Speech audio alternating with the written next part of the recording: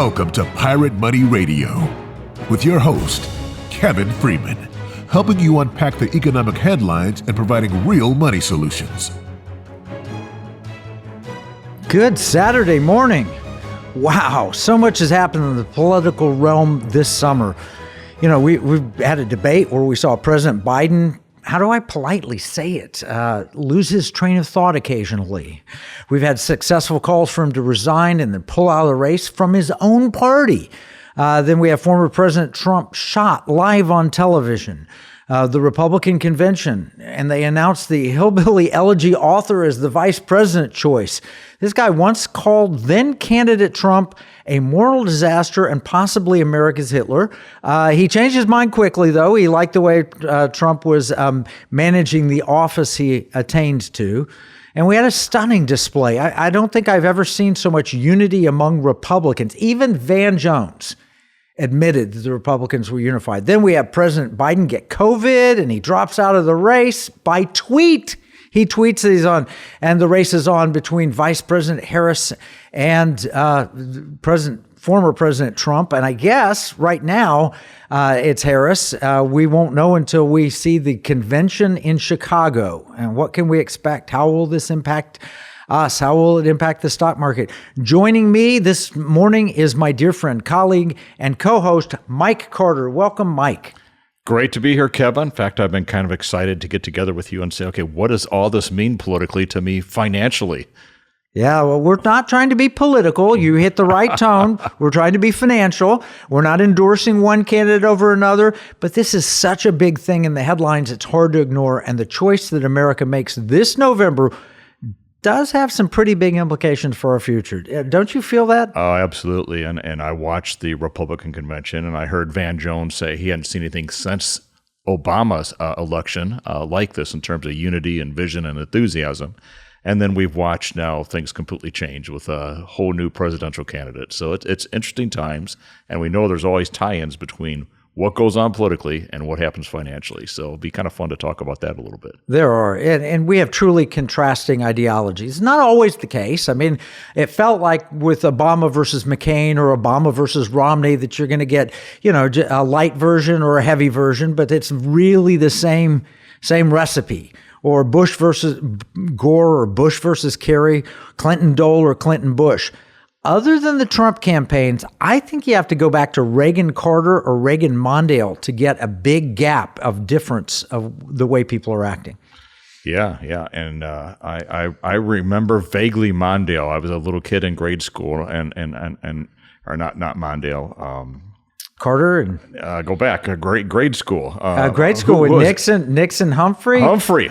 Yeah. There's some kid next to me. He's always talking about Humphrey. I'm like, who's this Humphrey guy? And my parents quickly kind of helped me understand what was going on with politics I think I was 6 or 7 years old back then. So. Yeah, so yes, that would be right. Nixon-Humphrey would have been 1968 campaign, and then it was Nixon-McGovern, which would have been the 1972 campaign.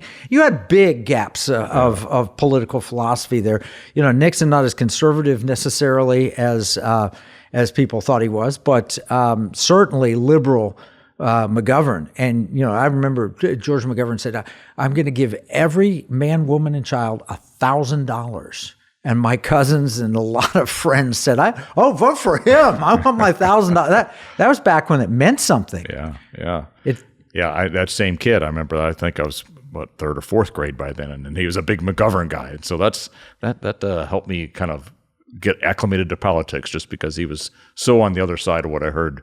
In my case, my parents kind of talk on the other side. So. Yeah, well, you'd have then my daughter or our daughters would have been Bernie Sanders. Not that they were supporting Bernie Sanders, but that would have been the candidate most like McGovern in 72. All right, you know, right now I think the election is looking more like a Reagan-Carter election. Because so much of the Biden presidency seems to resemble Jimmy Carter days. You know, we were both in high school. That's one I can really remember. Yeah, we were in high school at that time when Carter was president. Wow, that's dating us a little bit, isn't it? Yeah. Yes, time goes by fast. I remember when Carter won, and as I think I was a freshman then, and how disappointing that was to me. And I remember my grandfather, who was a Republican at the time, voted for Carter because, well, I just thought we needed a Carter in the White House. I'm like, what? How could you do that? He was Jimmy Carter, a Georgia peanut farmer. It was a Georgia governor. Interesting guy, but what reminds me so much of that election, which would have been the 1980 election, is we have American hostages in the Middle East, or connected to Iran being hostages. We have a period of much higher inflation, and we have a conflict then with the Soviets, now with the Russians. Is that the first campaign you really remember, or do you go all the way back to grade school days? No, that's the one that I was really involved in, kind of following and active, and very sad when I saw something for myself personally in a Carter administration, and super excited when Reagan came in. And Reagan had the type of vision that I just thought he had that charisma to him and the way of saying things that he was one that I just had a great time following. And we saw what happened from there. You know, I've never had a president with the same last name as me. Did your friends give you a hard time about that? Well, more my brother, whose name was Jim. So Jimmy Carter. Jimmy Carter. Look at that.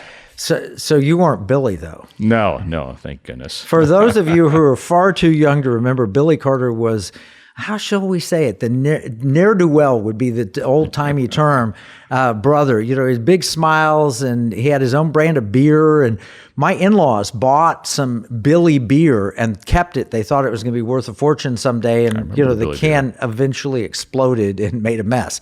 But I digress.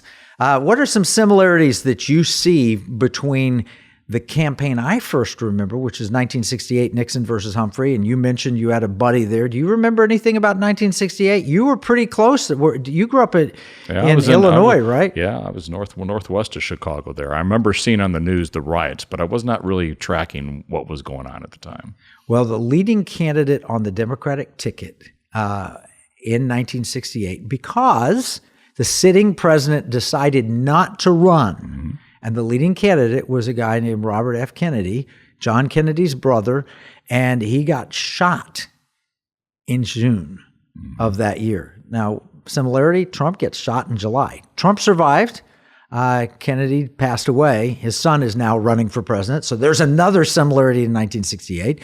The Democrat convention is held in Chicago in August 1968, here in August again. Going to be hot. It's hot in Chicago, isn't it, in August? It can be very hot. Then we have a sitting president that decided not to run for re-election because he seemed unelectable. So the vice president gets the nod. And in this case, it's a candidate with last name beginning with H, Harris, versus Humphrey, who was the vice president then. And there's a lot of strife on the left and riots and unrest and everything. You know, the Democratic Party seems very divided today. They were certainly divided in 1968. Yeah. All right. So we're seeing history kind of repeating itself. We could look at some impact of that maybe economically back then, but are we going to get into that a little bit today? What absolutely. Like? We're going to get down into that. But I think we got to set the stage that history, it doesn't always repeat itself, but it often rhymes. And if this isn't a rhyme, I don't know what is. In fact, this rhyme is so strong, it's like a third grader's poetry, right? This is really heavy in the rhyme business. So here's an NBC Chicago News article that came out. The title is Party Like It's 1968. History Repeats Itself. Biden Decision Throws Chicago DNC into Uncertain Future. President Biden's decision to withdraw from the presidential race just 1 month ahead of the Democrat National Convention in Chicago draws an incredible parallel to a previous event that was also held in Illinois.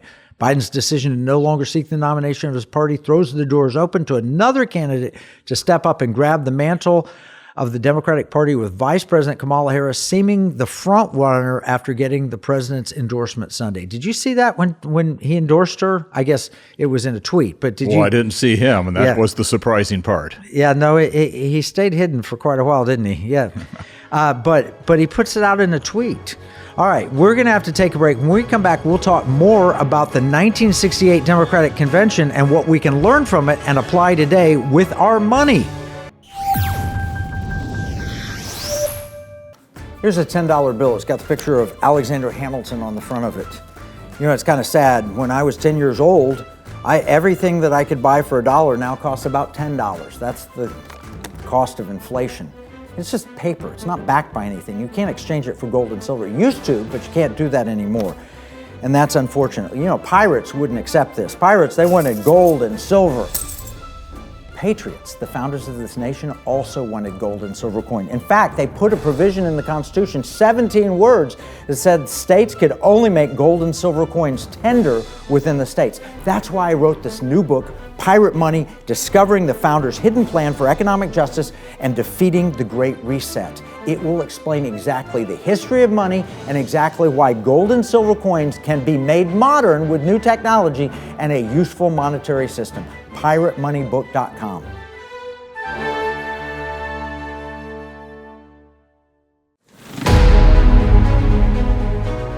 Welcome back to Pirate Money Radio with your host, Kevin Freeman. All right, so I looked up on the History Channel, Mike, history.com, to see what the convention of 1968 was like. It was held August 26th through 29th in Chicago, Illinois, as delegates flowed into the International Amphitheater, and again, I'm quoting history.com, to nominate a Democratic Party presidential candidate. Tens of thousands of protesters swarmed the streets to rally against, in this case, the Vietnam War and the political status quo.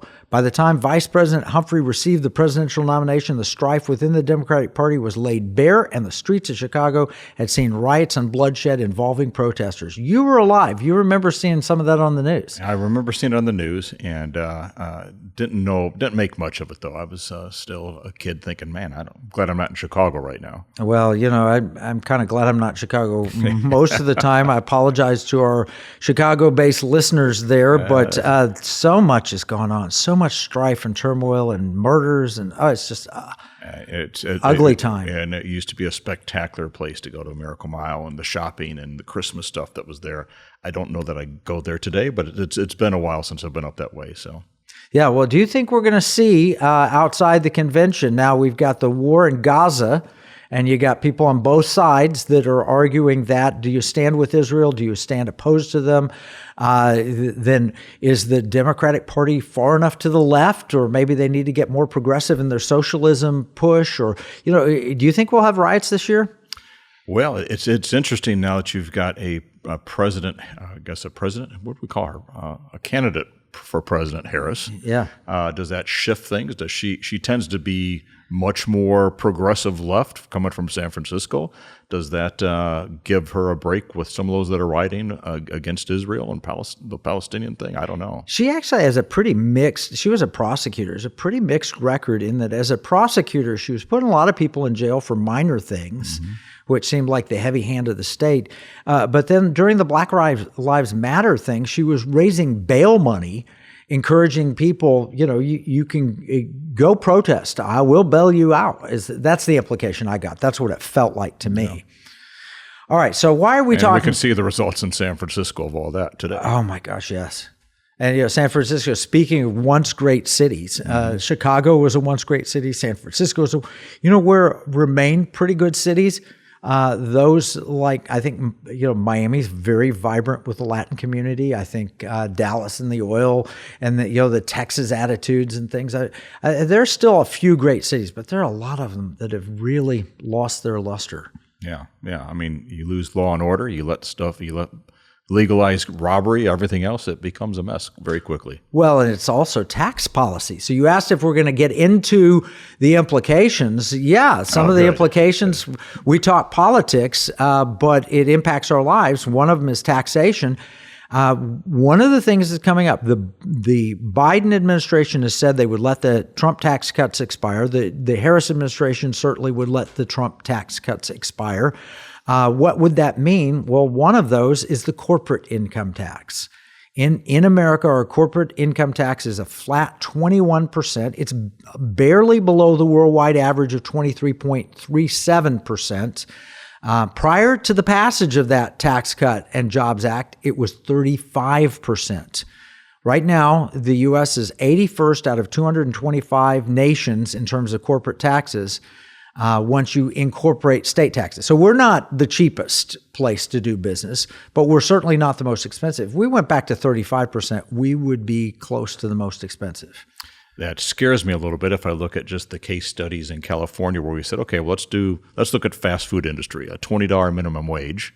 And we're seeing people getting laid off. We're seeing all kinds of economic turmoil. We're seeing restaurants look at how to reduce their labor, go to robotics. And we're seeing record prices where people are going through drive-thrus saying, it cost me $40 to get the family meal. I'm driving home and cooking it myself now. And you're also seeing these innovative businesses. Like, what did Elon just do? Elon Musk, one of the wealthiest men in the world, just pulled out X, which is X, the artist formerly known as Twitter, and SpaceX. Yeah, coming to Texas. Coming to Texas. Yeah. So when you raise the corporate tax in a jurisdiction, chances are companies will be more likely to move. Is that kind of logical? Yep.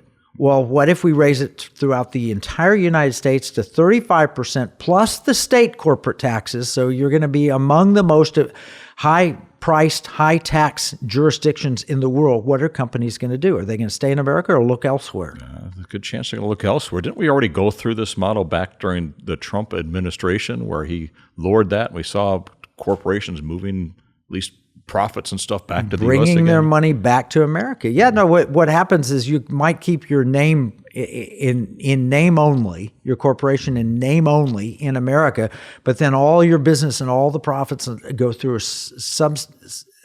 subsidiaries that are in various lower tax jurisdictions. Called tax planning, isn't it? Yeah, well, it's why. I mean, people do that. If you see higher taxes in California, don't you think about moving to Florida, Texas, Tennessee, a zero tax state? A lot of people have done that. I did it when we used to do some of my corporate moves. I went to our corporate attorney and said, listen, I don't want to have to pay any taxes in my previous state because they're taxing people as they move out on capital gains in their house. So I want to make sure that I structure this thing the right way and do it. That accountant got all mad at me and said, that's tax evasion. We can't do it. I was like, would you talk to the corporate attorney for me? And the corporate attorney quickly said, that's not tax evasion. That's tax planning. That's what exactly. Every person does. Yeah, well, people and the esteemed justice, he wasn't on the Supreme Court. He was just one below, but he wrote an impressive tax decision. And he said, essentially, people have the right to organize their taxes in such a way as to minimize them. Yeah. So anyway, yeah, it's happening. If you raise tax on corporations, by the way, even if the corporation stays, what are they going to do? They're going to pass it along. I mean, that's exactly what our Arby's restaurant had to close in Los Angeles, but the McDonald's that are staying open, what are they doing so that they can afford to pay their workers more? They're raising prices. That's exactly right. So if you increase the cost to a business, they will pass the costs along if they possibly can. So it actually hurts the poorest people among us the very most. I mean, if they raise the price of a Big Mac, most people can handle a $6 Big Mac instead of a $5 Big Mac. But there are some people who can't. Yeah. Some people who depend on that. But I think it was a friend of ours out of Florida who pointed out that wherever McDonald's has gone, whatever nations, they've improved the standard of living because people can afford to eat better at a low price. That's not true if you have high taxes. And we're seeing that pricing elasticity already. You know, I'm going into fast food restaurants right now, and I'm seeing value meals, 10 value meals under $10 now. Under $10. That's a value meal? But they're trying, and then I see others trying to say, well, we got to figure out how to bring the dollar menu back, which McDonald's corporate is doing. But the franchisees are saying, well, wait a second, we can't make enough money to do that. Money. So the brand guy's saying, well, we got to drive the top line. The guy that's operating the store says, but I got a bottom line. And it's a conflict, and it's not working. Yeah, the whole idea is we'll make it up in volume. We'll sell below cost, but we'll make it up in volume. That doesn't work. So what happens is that when corporate income taxes are raised, studies have shown that they hurt young workers, the low-skilled and women, and other groups that face significant barriers to working the most. They have limited transportation, high child care costs, or whatever. The higher the corporate tax, it hurts the people it's supposed to help or at least that they say it's going to help the most. And that's according to the Tax Foundation, who bears the burden of the corporate income tax. So what else we got going on there? If we have one administration, they have said they're going to raise taxes. Another administration has said they're going to fight to keep the existing lower taxes in place. And that's a contrast. And that's what people vote on. If you want the higher taxes, you need to vote for one party. If you want the lower taxes, you need to vote for the other party. Those are practical economic things. Another practical... Can I vote twice, or do I just get one? No. We don't ever say that. You only vote once. We believe in exercising your vote, and you absolutely should vote, but no cheating. Absolutely. I'm not saying that. Yeah. I just want to emphasize how important that is. It is. You can say you need to vote twice. You shouldn't vote twice. All right, so here's the next area, regulation. You remember that show we did on regulation not long ago? Yeah, I'm still wishing that I had that average income of what I should be having. Do you remember what it was? I want to say I was over 300. Was it 330 or something? 330,000. Yeah, that number stuck in my mind. All right, so the average family now is something like $64,000 is the average income for the average family. If we had regulation at 60-year-ago levels, 60 year ago compared to today, the average income would be $330,000. That was the Reason Foundation. And it really, here's a perfect example, and I'm going to pick on Texas right now, and that is government policies hiked Texas electricity costs by almost $20 billion last year. Government imposed electricity costs rose from 6.78% of total electricity costs in 2014 to 41.24% in 2021. So in 7 years, they hiked the costs from 7% to 41%. Yeah, and I've definitely seen that in my utility bill. I mean, and it's kind of like when you boil the frog, you don't 1 year to the next, not too bad. The next year, well, it's still reasonable. All of a sudden, I looked at the bill the other day and I was like shocked. I'm like, how could my bill be this? Do I have a window that's broken? Do I have something going on? No, it's the rate of utilities. No, it's the same thing with property taxes. They just raise them every year, and pretty soon you realize you're renting your house even if you own it. Even if you paid off the mortgage, your property taxes are high enough, at least in Texas. All right, so here's another issue, the national debt, and both parties spend way too much money. I'm going to put that right out there. But I looked at a chart on the Committee to Unleash Prosperity. It showed deficit trends over time, comparing Trump to Biden. And we know President Biden's not running. He's not on the ticket now.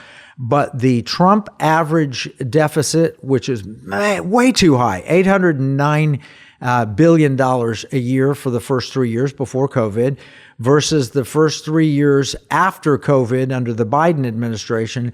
What is that? 1.5 trillion. We're spending $1.5 trillion versus $809 billion more than we take in. That's a pretty serious jump. It's huge. And I did, speaking of huge, I heard Trump at the Republican convention. Huge. He was actually talking about, he at least recognized we have a lot of debt. I think he called it 36 trillion. We're not quite there yet, but and we need to fix that. I don't remember him talking about that before. Well, no, I don't think he did. In fact, he ran up debt. He's a real estate guy. Debt's good, right? But he's starting to realize it's a problem. We have $35 trillion in debt. The natural interest rate's close to 5%. That's $1.75 trillion in interest only. That's bad for either party. It's bad for our nation. Both parties need to get fiscally responsible. But that's a part of what we're going to vote on. Do we want more debt or less debt? It is one of the economic implications of politics. We're going to study this and inflation right after this break. In uncertain times, finding stability in the economy can feel challenging. But what if you could navigate economic volatility while honoring your biblical values? At Timothy Plan, they believe this balance is possible. Timothy Plan filters its volatility-weighted ETFs and family of mutual funds through a biblical pro-life and pro-family lens, so you can see competitive returns and moral responsibility, helping you to weather the economic storms. With Timothy Plan, align your investments with your values while adapting to our ever-changing culture. Since 1994, Timothy Plan has been recognized leader in biblically responsible investing. Timothy Plan, your bridge between faith, finances, and the future. Visit timothyplan.com or call 1-800-TIM-PLAN or 1-800-846-7526. Investing includes risk, including possible loss of principal. Before investing, carefully consider a fund's investment objectives, risks, charges, and expenses contained in the prospectus available at timothyplan.com. Pirate Money Radio, helping you give, spend, and invest in ways that align with liberty, security, and values. Welcome back with your host, Kevin Freeman. Yeah, we're talking politics. We're talking the economic implications of politics. We're not endorsing candidates here. We're not giving financial advice. We're just talking about the reality. And, in the opening it said, give, spend, and invest. There are only three things you can do with your money. You can give it, spend it, or invest it. And here at Pirate Money Radio, we work to explain solutions that support all three areas in a way that promotes liberty, security, and values. Patriot Mobile, a mobile phone company, supports the Pirate Money Radio program. Patriot Mobile uses U.S. carriers, including AT&T, Verizon, T-Mobile, and they operate on both Apple and Android phones. More information about the Economic War Room and Patriot Mobile is available at piratemoneyradio.com/AFR. That's piratemoneyradio.com/AFR. And why would you look around at a different phone company? Well, one of the reasons people look around is inflation. You talk about that creep of bills going up. And, it just seems like the cost of everything, whether it's your cell phone bill or your car payment or whatever, it seems like they've been going up more recently than they did before. Is that right? They've definitely been doing that. Now I'm ready for a different pathway. So yeah. Whatever that is, I did hear also in that Trump convention. I'm interested to hear what a presidential elect or candidate Harris has to say. But I heard Trump say, "I'm not expecting enough good things." So I'm ready to be expecting that. Yeah, no, I want to be expecting good things. But the reason is, over the previous few years, we've seen inflation running at a pretty high level. And that beats you down. It does beat you down.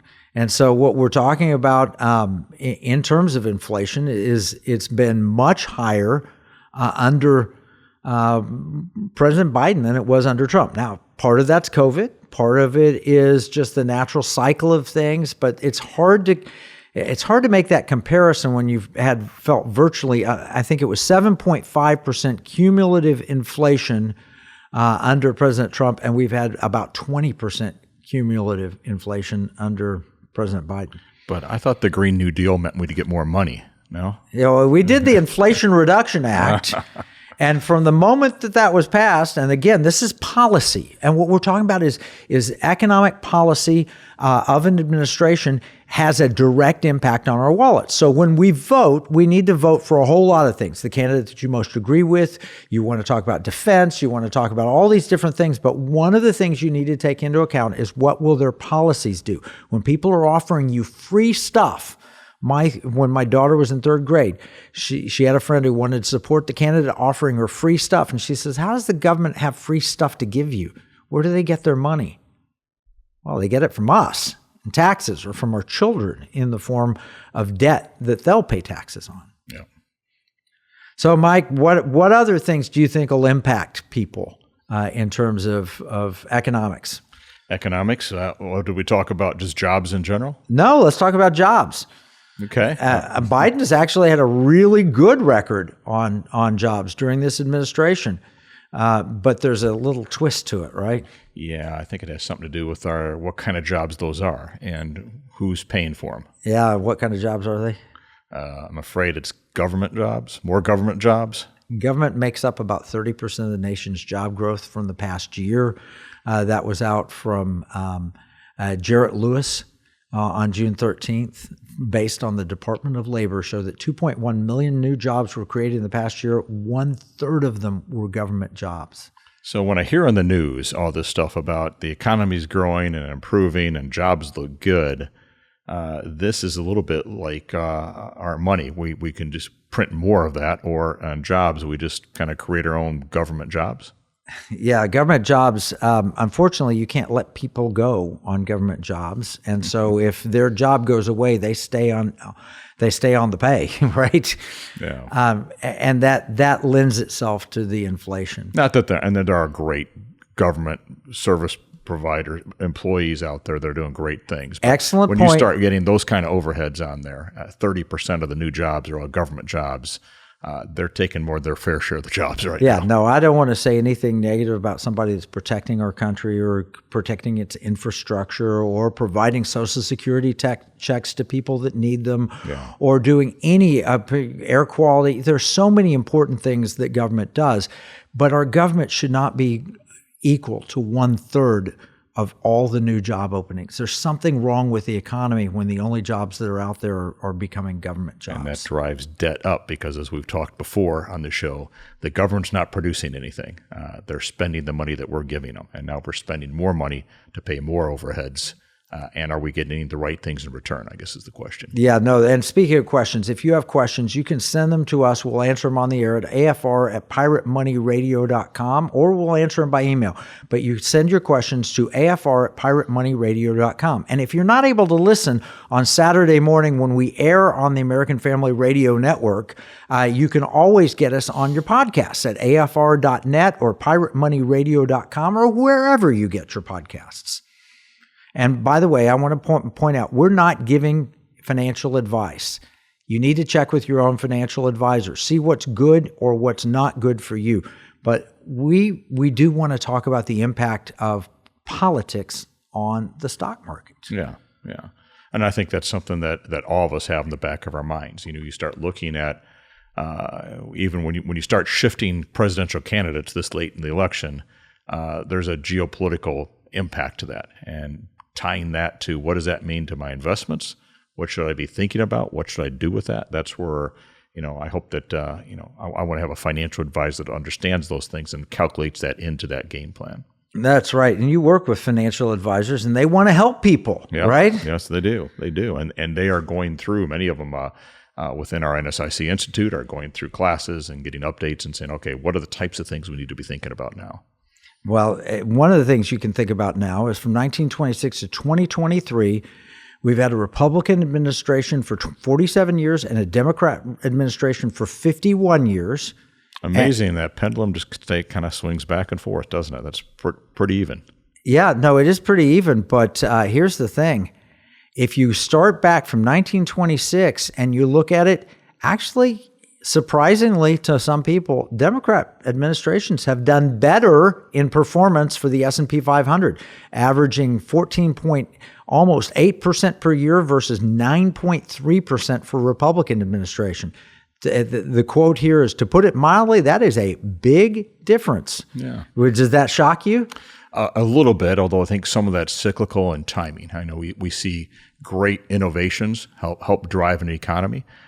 So I guess when Al Gore invented the internet, that probably worked the Democratic Party's advantage at some point when Clinton came in, something like that. Well, I'm sure that had something to do with it. You know what else had something to do with it is they started in 1926, right before the great crash of 1929 happened on a Republican's watch, and so the impact of that crash is so severe. And then in 2008, right at the tail end of the Bush administration, same thing, the 2008 financial crisis. You take those two out, and it's probably pretty close to dead even. Yeah, good point. I do feel for whoever wins this next election. It seems like we've got a lot of I don't know how to say it, a lot of instability out there in the markets, from this inflation to our record debt.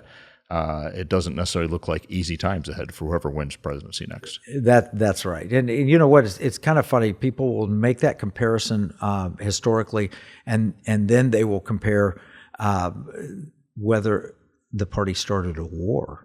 And believe it or not, the Democratic Party is famous for having the wars begin during their tenure. Sometimes it's just the circumstances of life. So I looked at another study from retirementresearcher.com, and they compared whether it was a unified Republican, unified Democrat, or divided Republican president with a Democrat House, or divided with a Democrat president. And the number one performer, barely, was a unified Republican Party, 13 years, 14.5% average annual return. A unified Democrat over 36 years, that had a 14.01% return. A divided Republican administration, So Republican president and Democrat Congress, 7.33%. And the best performing of all was a Democrat president with a Republican Congress. And, that's what happened when Newt Gingrich was Speaker of the House. And they cut our debt and deficit. And that was a 16% return over those 15 years. Real politicians that did what they said they were going to do. Let's get some more of those out there. Yeah, we do need some more politicians that are going to do what they're. But politics is not. It is a blood sport. It is not a glamour contest. And I say that not intending to make light of the fact that the former president, was shot. But when he was shot, the betting odds shifted remarkably to Trump's direction. The big tech firms, they dropped because of the fear that the big tech companies that are in bed with the Biden administration and Obama before him might not get as much love. And small cap stocks strengthened because they thought Trump would win. Now, when Biden pulled out and the betting odds shifted and Harris began to start raising money and consolidate, big tech stocks started to recover. So don't think that this doesn't have a direct impact on your investments. How you invest is in large part connected to who's sitting in the White House and who's sitting in the Congress. Yeah. And I would guess along with that, even the value of our dollar based upon their policies out there. So we talk pirate money, we talk about stable value of currencies and so forth. The policies of each one of these candidates is going to make a difference there. No, and it's going to determine which industries succeed, which industries fail. We see that. You think, well, politics has nothing to do with the stock market. Well, then how come the politicians who have inside knowledge and information about what they're going to vote on make themselves wealthy? Do you remember that? We did a study of that with Nancy Pelosi and between that, if I could invest like a politician and have no regulations and make the average income with no regulations, life would be pretty good. You'd be Elon Musk moving Twitter or X. I'm sorry, I still say Twitter. You'd be moving X and SpaceX. Yeah. What if they changed it to X and Space Twitter? Yeah. I don't know why. Elon's got a fascination with that. If I ever meet him, I'm going to ask him, what is your fascination with the letter X? I like X. X marks the spot for pirate money treasure. There you are. That's good. You look at the economy and what you just showed, Republican, Democrat. Overall, the markets have been doing all right, no matter who's in charge. Although we might be coming up against some bigger challenges than we had before. It might not be a market like we had before. And that's something else to factor into this. That's a really good point, because 1920s, it seemed like the market was fantastic. Roaring 20s, everything was go, go, go and wonderful. But all that was a setup to the Great Depression, starting with a stock market crash. So you're right. Things can change, and they can change rather quickly. And part of that change will be determined by who the American people put into the White House for the next term and what kind of Congress they send them. Again, we're not endorsing politicians. We're just talking about the impact it's going to have on you, your family, and especially your money. We'll be right back. I'm Kevin Sorbo. When you spend money, you consider who you're buying from and the causes they support.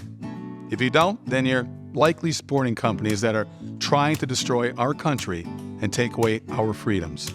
Patriot Mobile is America's only Christian conservative wireless provider. They're a cell phone company, and a good one. They offer nationwide coverage on the best 4G and 5G networks, along with 100% US-based customer support. But here's the deal. Patriot Mobile's mission has nothing to do with cell phones.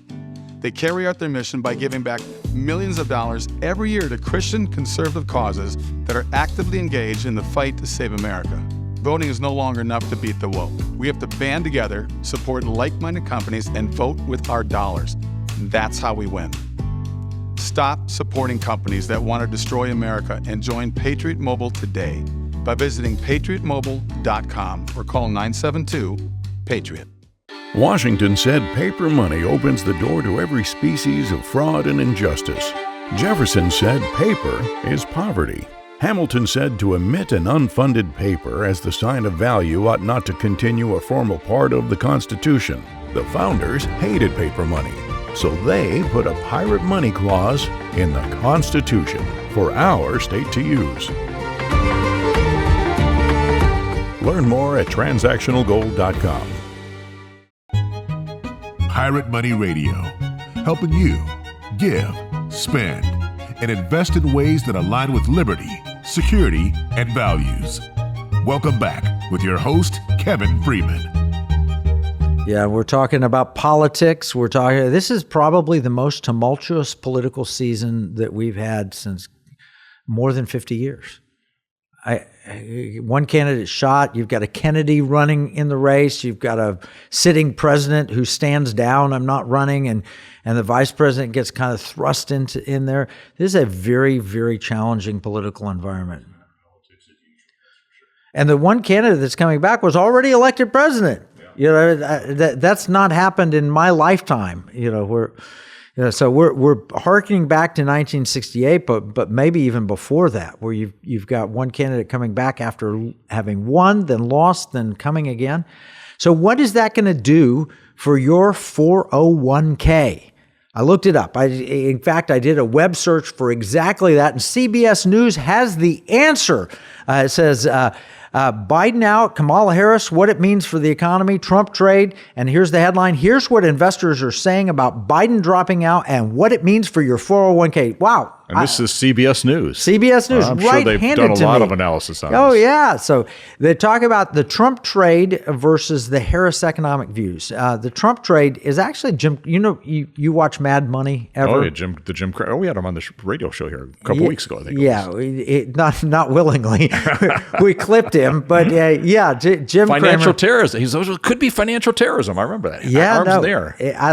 Mad Money is one entertaining program. There's a lot of entertainment. It used to be Kramer and Kudlow. Okay. And Kudlow, by the way, is a Trump advisor, one of the top Trump advisors. But it used to be Kramer and Kudlow, and Kramer's just getting, I'd say, he makes you want to pull your hair out, but I think he's already pulled his hair out, and he's just ranting, and he doesn't age ever either. But he talked about the Trump trade. And I want to read what CBS News said. To be sure, many institutional investors are still giving Trump the inside track, regardless if he runs against Harris or any other Democratic opponent. Election odds have dipped slightly for Trump, while Harris odds have jumped 11 percentage points. Well, that helps when your primary opposition drops out of the race. Not that he was in opposition, but they already had Harris over Biden just because of his performance at that debate. Although she's still trailing Trump. Well, this was the date on this is July 22nd. So keep that in mind, according to Polymarket. The new odds have shifted some of investors' focus away from the Trump trade, which appears to be fading in the aftermath of Biden's decision to pull out. For instance, with Trump viewed as favorable toward cryptocurrencies, Bitcoin had surged more than 50% this year so far. But the Monday after Biden pulled out, Bitcoin prices slid 1.5%. While other cryptocurrencies lost ground. What do you think the Trump trade is or should be? The Trump trade. Yeah. So what's going to do well in the Trump administration? Take a guess. And again, we're not giving financial advice. I hope what he said he's going to do day one, which should be oil in terms of drilling. Drill. Yeah. I think that will drill, baby, potentially drill. be it. Yeah, that was one of the platform things I remembered. But the Trump on the trade side, what else?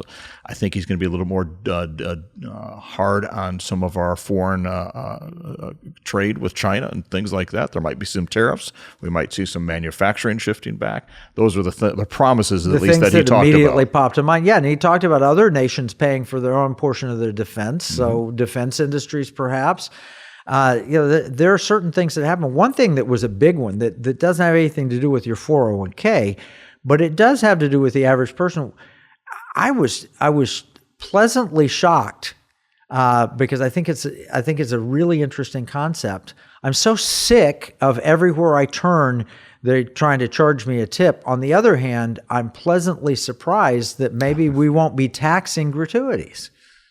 Yeah, and I'm sure that's going to resonate with a lot of that consumer out there, that American that makes money on tips. And then to his point, he's like, I didn't hire a consultant to figure this out. I had a waitress explain it to me. I thought that's a great idea.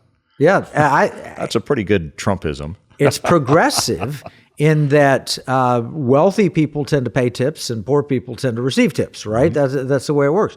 And so we're going to reduce the friction and the tax cost of the people receiving them if you make which is right. If I walk up to someone on the street and say, I want to give you $100, I want to give it to you as a gift, I care about you and I want to give it to you, I think gifts are tax exempt up to a certain amount. Yes. So why can't you give a gift to someone who's serving you?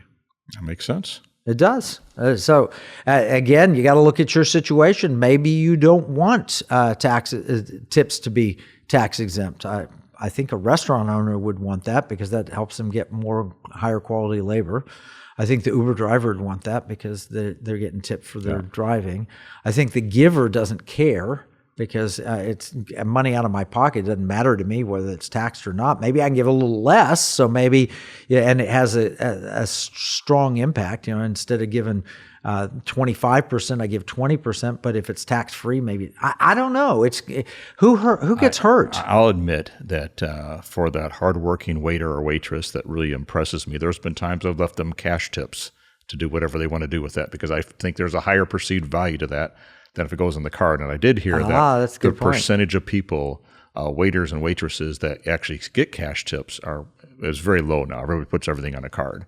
And so it's harder and harder for them to get that money even. So this might make that all a little bit simpler and seamless. No, I think it's good. The looser in it would be the taxing authorities or government, which is employing, we talked about that earlier. 1/3 of the new jobs that are being created are government jobs. Nothing wrong with government jobs, but really that's not the area of our economy we want to grow. We want the government to be lean and efficient. And I want government workers to have decent job stability. I want them to earn decent money. But I don't want that to be the growth sector because government is not, government growth hinders the economy. Other businesses growing, that helps the economy. Absolutely. We want that innovation. We want less regulation so we can drive more innovation that gives us clean air and clean water, new ideas that can really move things forward. And we want a strong defense. We want our military men and women taken care of. And like I said, the government employees that are doing the services that need to be done, we want that.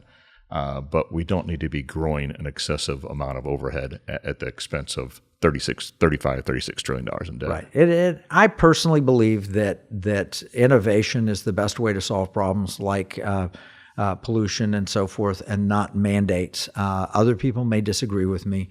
But I have to admit, as we're talking about the stock market, the Biden stock market has been pretty strong, and it's favored NVIDIA and artificial intelligence and big tech companies. In fact, they're called the Magnificent Seven. 493 companies in the S&P 500 last year produced, well, I guess in the first 6 months of this year, produced half the gains, and the other half the gains were split among the elite top Magnificent Seven companies.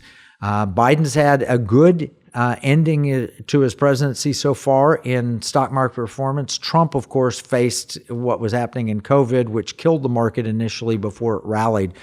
So it really is, one of those unusual times in history where you've got to scrutinize every little detail about a candidate versus another candidate, policy versus another policy, and then what's going on around you. So one thing that popped up, did you hear this, Mike, about, here's the headline, Times of India, BlackRock-linked firm under scanner for shorting of Trump stock before assassination attempt. Did you hear that conspiracy theory? I saw that, and it wasn't even a conspiracy theory. I confirmed they actually did do it. They admitted doing it. Then they said, well, wait a second, it was a mistake. We typed in too many zeros.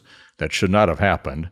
And I was just kind of joking to myself, what's the chances that if I put too many zeros in there, they'd just say, oh, we understand that was a mistake. We're not going to hold you accountable to that trade, even though it worked way against your interest. Yeah, so let's talk about what happened. So apparently, Texas-based investment company Austin Private Wealth bought put options, which is a bet that a stock is going to go down, against Truth Social with the symbol Trump. It's the Trump Media and Technology Group, TMTG, and they bet against the Trump business, which is one of his largest components of his wealth, and they did it on the Friday before he got shot Saturday. The only question that happened, the only question is, did they short 12 contracts or 12 million contracts? And they blamed a third-party vendor for multiplying all option contracts by 10,000. The erroneous report filed on July 12th to reflect their June 28th position was amended on July 16th. That's got to be embarrassing. At a minimum, it looks bad. Embarrassing, and it certainly feeds the conspiracy theorists, because it's like, what are the odds that you're going to short something the day before, especially if you're a BlackRock or somebody like that? Well, we saw that in 9/11, where the airline stocks were short and the insurance companies that owned the insurance on the World Trade Center, they were sold short, and then they profited from it. Now we see that here.